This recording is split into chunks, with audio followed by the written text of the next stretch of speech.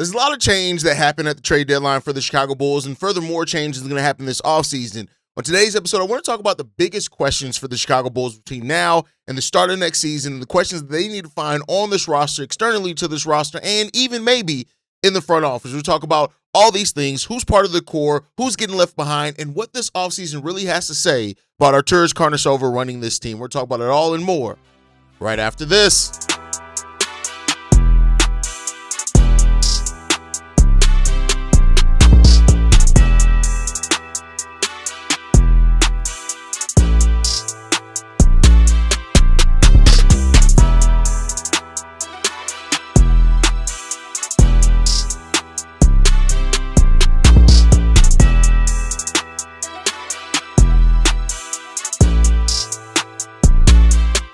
What's going on, Bulls fans? Welcome to another episode of Chicago Bulls Central, your number one spot for everything Chicago Bulls related. I'm the host there, Haize, but more importantly, you guys can follow the channel at Bulls Central Pod on every social media platform we happen to be on. With that said, let's go ahead and get into this content for today, y'all. I want to talk about some of the biggest questions heading in for the Chicago Bulls that they need to find to this offseason. And some of these questions, you're not going to find a straightforward answer to this offseason, but how you feel about the answer to these questions is going to direct the Chicago Bulls. So we have 7 questions here for the Chicago Bulls that we're going to get into in regards to what it means for the Bulls' future and things like that. So the first one is the core. I want to talk about Buzelis and Josh Giddey. Those are the two members that are part of the core right now. Of course, you have Noah Essengay, Trey Jones, Jalen Smith that have been mentioned in that as well as by AK. But as far as the young players that are building blocks for this team, it's Josh Giddey and it's Buzelis. And a lot of Bulls fans have been asking the question on who becomes an all-star first between Josh Giddey and Buzelis. And it's a great and fair question to ask, right? Like, that's a fun question to have. But I think more importantly, the question that really should be being asked is, do we see both these guys capping out as all-stars? Because that does change a lot. Now, I think it's way too early to say that Buzelis can become an all-star. That's just my personal opinion, right? He can be a damn good starter, but there's a lot more ahead of him before we can say that for sure. Josh Giddey, I think, has the numbers to be an all-star already. We saw that at the beginning of the season. It just comes down to being on a winning team, not getting hurt like he did earlier in the season. If those things do happen for Josh Giddey, I think that he's going to be an all-star. But the more important question is, can both these guys eventually become that? Because if they can, and you see yourself having legitimately 2 future all-stars on your roster, what does that then do for your build? What does that then do for the acceleration that you want to have of this build? You guys know, one of the biggest things for me that I have with this team is that I don't think AK is going to commit to being bad for multiple years. I just don't think he's going to do that. He's going to make moves this offseason,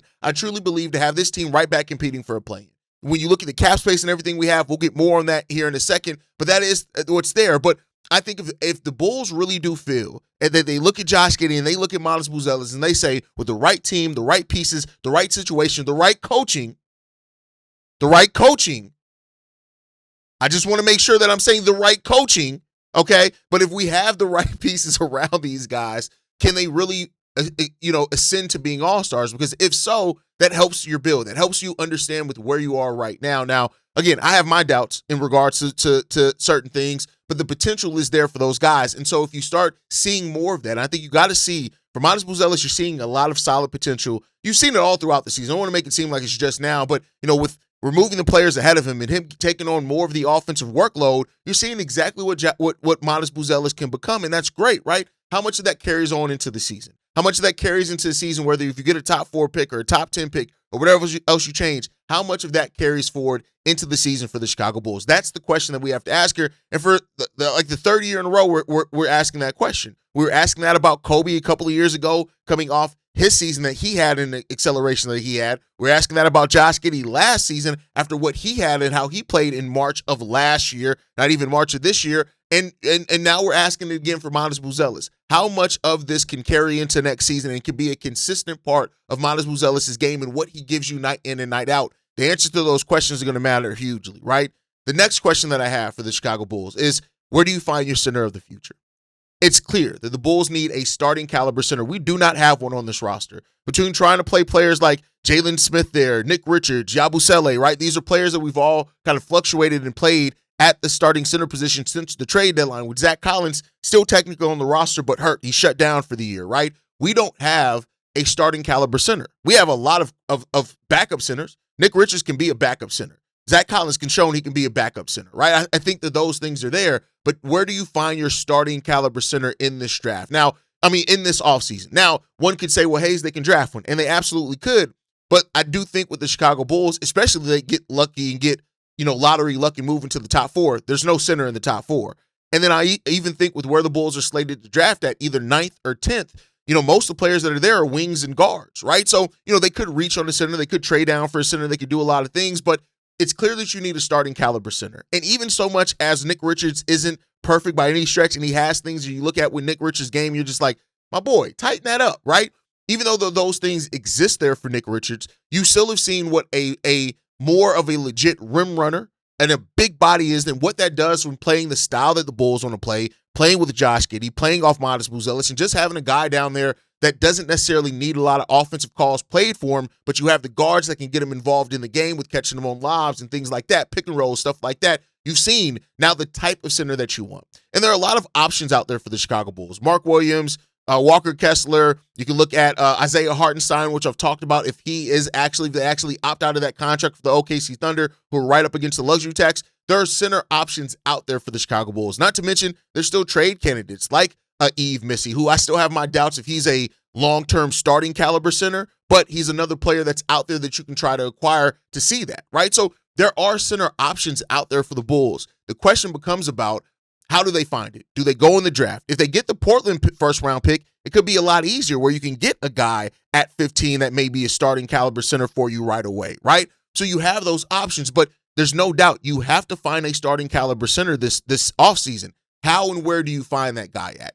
That's going to be the important piece here for the Chicago Bulls. Do they have a draft asset? Do they have their targets in restricted free agency? There's fluctuation between the two. I think that you need to go out there and do that. Now, one could say, Haize, do you really want to start a rookie center even if they do draft one? And that's a fair question, right? That's what could lead you to bringing back both Nick Richards and Zach Collins and something like that, to have two veteran pieces out there while that guy, because young centers, they tend to have foul trouble and stuff like that. So we'll see. But it's hugely important, and we've seen the play style. Get some legitimate size here. I'm not even saying that it has to be a legit 7-footer. I'm cool with a 6'11 guy with a 7'2 wingspan, right? Like a 6'10 guy with a 7'2, 7'3 wingspan. I'm cool with that. It depends. It's more about the style of play, right? The size. What do they bring physicality-wise? Setting hard screens. That's an aspect of this team we've been missing for far too long. It's time to go out there and find a guy that can bring that and bring that on a more permanent basis for this team.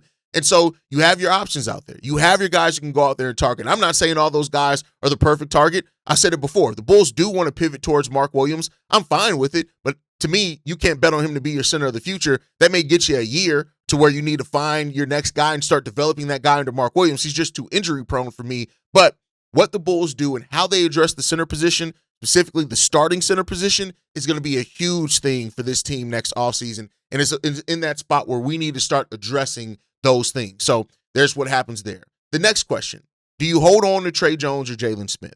Now, the reason why I put this question on here is simply put this. What the Bulls do with Tre Jones and Jalen, to me, say a lot about AK's goals for next season. If you let go of two role players and you get some decent picks back for them, which, with AK getting all second-round picks at this trade deadline, I can't knock any Bulls fan that doubts AK's ability to get good draft picks back for those guys. But if you do decide to will and deal and you move those guys, to me, you're removing two key veterans that, while, I've said this before, I don't look at Jalen and Tre as players that's like, oh my God, we can't possibly let these guys go. I'm not saying that, right? But I do think it could signal how competitive AK and the Bulls plan to be in 2026-27, because those two guys are cheap contracts.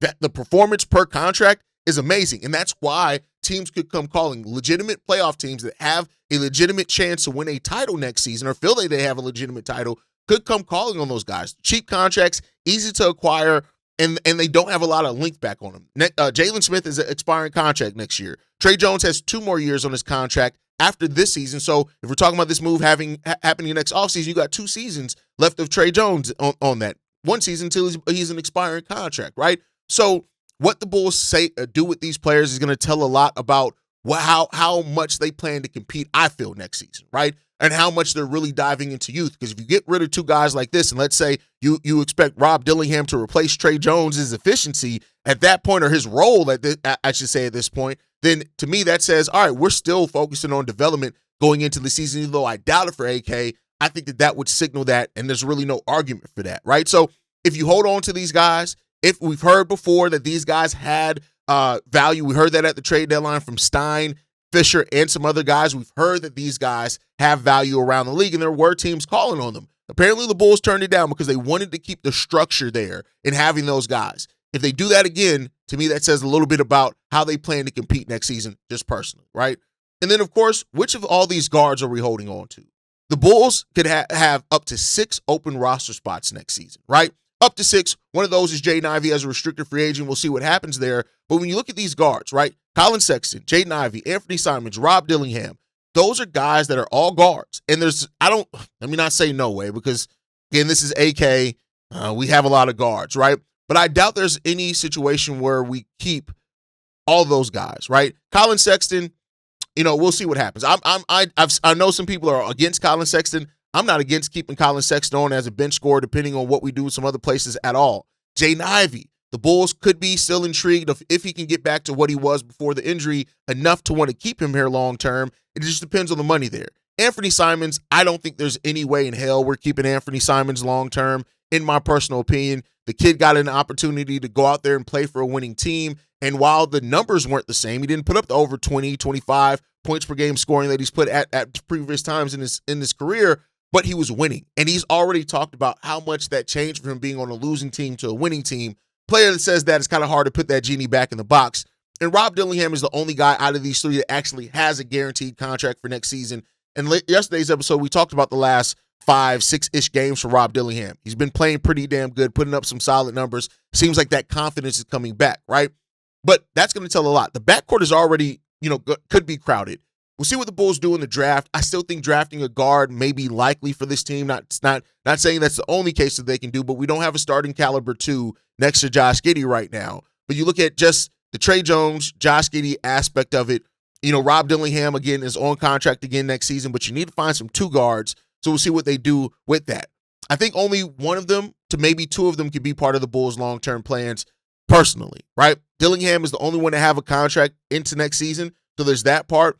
And I don't think all these guys are necessarily keepers either, but it really depends on what the Bulls are going to do for this. Ivy, restricted free agent. We'll see if he gets a qualifying offer. Colin Sexton, Simons, unrestricted free agents. We'll see if they want to come back to the team. Either one of them want to come back, or do they want to go to greener pastures and try to compete and win other places? That's what's there. We'll see. And then to a lesser degree, how do you factor in Leonard Miller and Noah Essengay, right? Like, those are 2 forwards, right, that we need some depth at bigs. Noah Essengay, a draft pick of last year, does he actually play into the rotation? Leonard Miller playing really solidly right now. He's trying to show that he can be part of the Bulls rotation and in some degree next year as well. So you're looking at those guys and we're trying to figure out what the fuck is going to happen there with them, right? Like, having a forward combo of Miles Buzelis, Noah Essengay, Leonard Miller, and Jalen Smith, those 4 guys playing forward for you, you can do a lot worse than that, right? So, we'll see what happens with those guys. We'll see what they do, which then leads us to the draft. What will the 2026 draft have in store for the Chicago Bulls? This, for a lot of people, is the most important question of this offseason for the Chicago Bulls. The Bulls are likely to have the 9th or the 10th pick going into the draft lottery, right? Now, of course, we've talked about it ad nauseum. Having, we'll need some lottery luck, but if we get lottery luck, we could potentially move into the top 4. And I think that changes things drastically for the Bulls, right?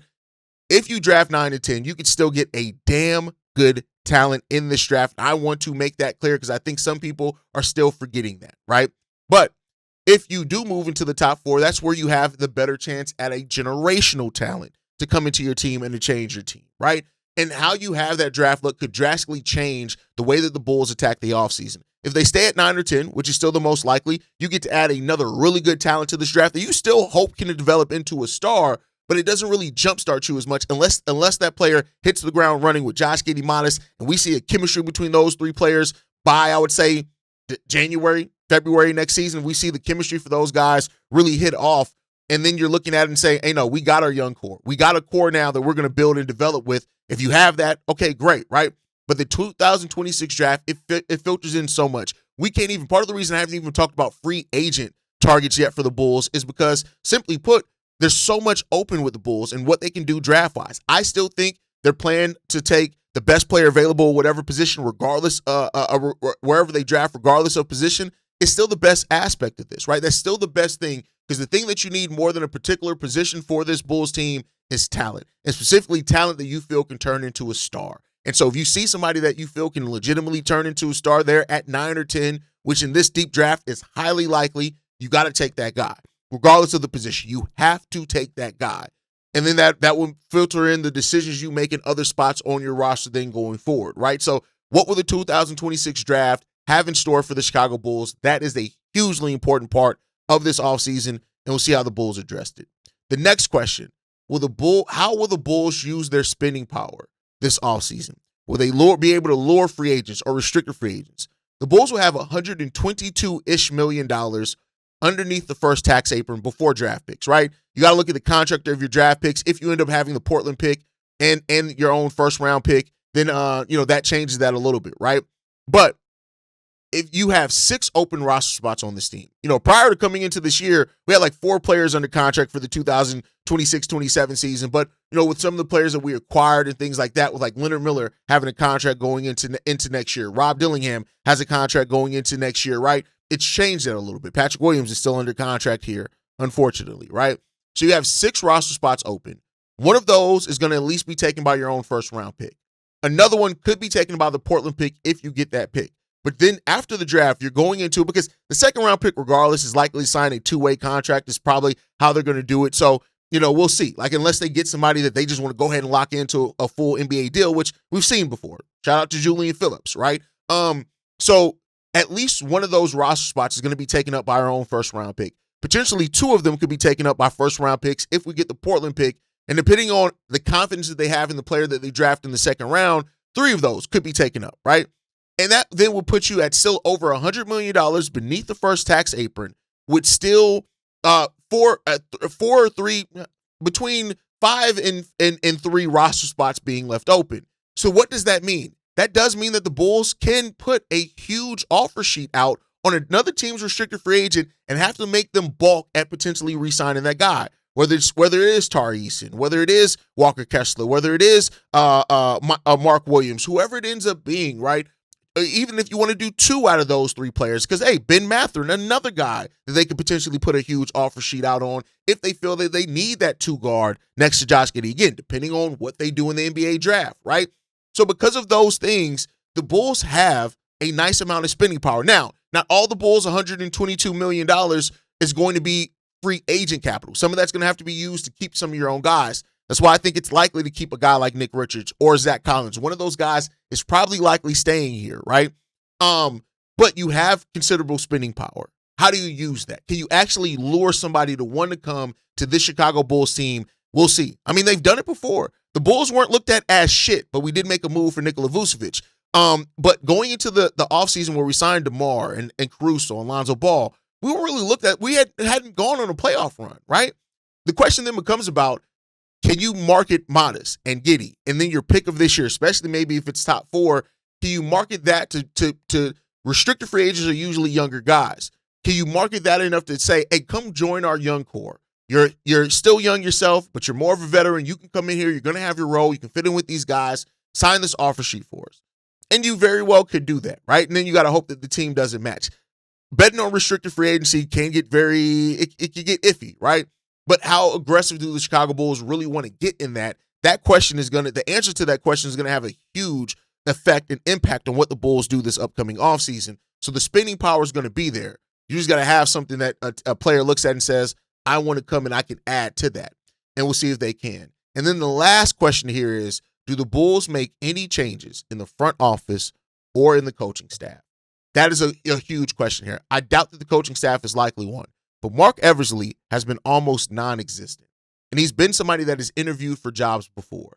I will not be surprised if the Chicago Bulls move on from Mark Eversley and then they get some new blood in here, maybe some new eyes. Now, we'll see if they just promote from within, but maybe they get some new eyes in here that can help them better evaluate this product and where they want to go and maybe add some new life to that. Now, there's a chance that if they do open that, maybe Billy Donovan moves into the front office and we get a new head coach. We'll see, right?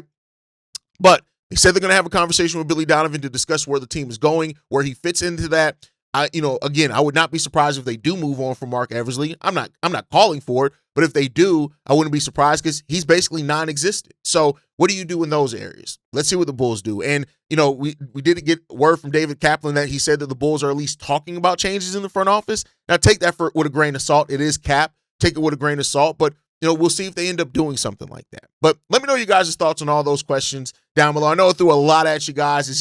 This was one of those episodes where my brain was just coming into this. And I looked at some things and I wanted to bring that result to you guys, right? Now, the week ahead for the Chicago Bulls. The Bulls have 4 games this week. 3 of them are against playoff teams. The Rockets, the Thunder, the 76ers are the playoff teams that the Chicago Bulls are facing, playoff play-in teams the Chicago Bulls are facing off against. Those are all going to be very difficult games for the Chicago Bulls to win if those teams show up with their guys. It is March. They could sit and rest some guys. That's a possibility there. We'll see what happens to that one. The one game that the Bulls, that a lot of tanking fans are going to look at, is the Memphis Grizzlies. Now, we won it last time against the Memphis Grizzlies, and it sent a lot of Bulls fans down a 24-hour spiral on the Bulls and the tank and all that type of stuff. And that could naturally happen again in a case like this. But I would not be surprised if the Bulls go 1-3 this week, right? I would not be surprised with that. But this Bulls team has been showing teeth. They've been fighting. They've been competing. We'll see. Surprisingly pushed the Cleveland Cavaliers down to the wire in that game. So we'll see what the Bulls can do this week. But this is going to be a tough week. And this is going to be a week where losses aren't going to be hard to come by for the Chicago Bulls at all. And the tank could be restored, could be maintained in that point. After this week, after the 4 games this week, we will only have 8 games left this season. 8 games left this season. And very well, a lot of things with the space that are between some of these teams, a lot of stuff could be locked in by then, which could put the Bulls and other teams in a situation where the last 2 weeks of the season, it's academic in a lot of cases. And we'll see what happens there. If it's the Bulls and other teams, we'll still have a month. Even after the season ends, we'll have a month before the draft lottery actually happens. So there's going to be a lot of kind of speculation and stuff around that time. And we'll see what the future does hold for the Chicago Bulls. But that's it for today's episode. I wanted to bring this all to you guys. Again, the biggest question facing the Chicago Bulls this offseason, we'll see what they do with it, what they can come out with. And maybe, just maybe, for once, the Bulls can actually have an offseason where we walk away from and we say, hey, I feel a little bit of odd confidence in what the Bulls did this season, right? But now I want to hear from you guys in this one. When you look at this Bulls team, do you think that Buzelis and Josh Giddey can both become all-stars? If so, why not? Leave that in the comment section down below. Which guards on this team would you keep long-term out of the free agent guards that we talked about? And what's the one move that you want to see most from the Chicago Bulls this offseason? Make sure you guys like the video, subscribe to the channel as well. You can follow us at Bulls Central Pod on every social media platform. You send us any feedback, questions, comments, concerns, bullcentralpod@gmail.com. And lastly, if you want to leave a text message and our voicemail for the mailbag, the number to do so, 773-270-2799. We're the #1 spot for everything Chicago Bulls related, but that is thanks to you, lovely and beautiful people. And like I like to end every episode on, go Bulls. Love you guys. See you right if you can, y'all. Peace. This has been a presentation of the Break Media.